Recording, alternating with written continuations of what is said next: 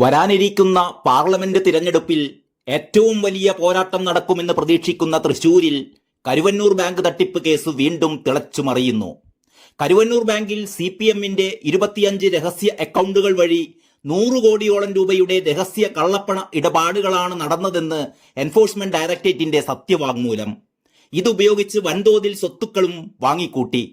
മുൻപ് CPM എറണാകുളം ജില്ലാ സെക്രട്ടറിയായിരുന്ന നിലവിലെ മന്ത്രി P രാജീവ് അടക്കമുള്ളവർ വ്യാജ ലോണുകൾ നൽകാൻ സമ്മർദ്ദം ചെലുത്തിയതായി മൊഴിയുണ്ടെന്നും ED ഹൈക്കോടതിയെ അറിയിച്ചിരിക്കുന്നു. കരുവന്നൂർ ബാങ്കുമായി ബന്ധപ്പെട്ട ബാങ്ക് അക്കൗണ്ട് മരവിപ്പിച്ച നടപടി റദ്ദാക്കണമെന്നാവശ്യപ്പെട്ടുള്ള സ്വകാര്യ ഹർജിയിലാണ് ED അന്വേഷണ പുരോഗതി അറിയിച്ചിരിക്കുന്നത്.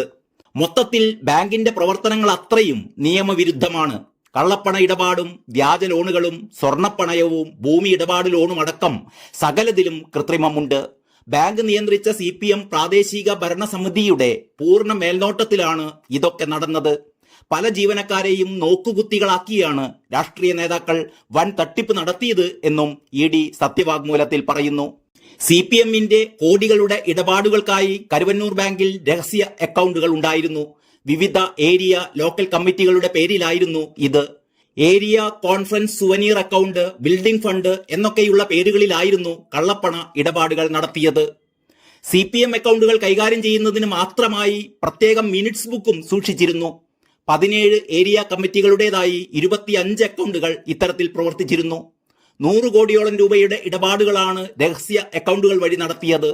ഈ പണം ഉപയോഗിച്ച് ഭൂമിയും സ്വത്തുക്കളും വാങ്ങിയിട്ടുണ്ട്. തിരഞ്ഞെടുപ്പ് കമ്മീഷന്റെയും മറ്റ് ഏജൻസികളുടെയും പിടി വീഴാതിരിക്കാൻ ചില അക്കൗണ്ടുകൾ പിന്നീട് ക്ലോസ് ചെയ്യുകയുണ്ടായി. രഹസ്യ അക്കൗണ്ടുകളിലെ നിക്ഷേപവും സ്വത്തുക്കളും ഓഡിറ്റിന് വിധേയമാക്കിയിട്ടില്ല എന്നും റിപ്പോർട്ടിലുണ്ട്.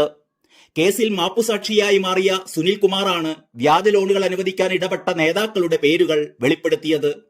നിലവിലെ മന്ത്രി P രാജീവ് CPM എറണാകുളം ജില്ലാ സെക്രട്ടറി ആയിരുന്നപ്പോൾ സമ്മർദ്ദം ചെലുത്തിയിട്ടുണ്ടെന്നാണ് മൊഴി.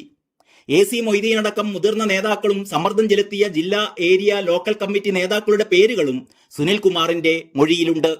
തിരഞ്ഞെടുപ്പ് കമ്മീഷൻ വഴി വെളിപ്പെടുത്താത്ത സ്വത്തുക്കളും ഇടപാടുകളും ബാങ്ക് വഴി CPMന് ഉണ്ടായിരുന്നു എന്നും ED അവകാശപ്പെടുന്നു. News desk Kalakaumudi.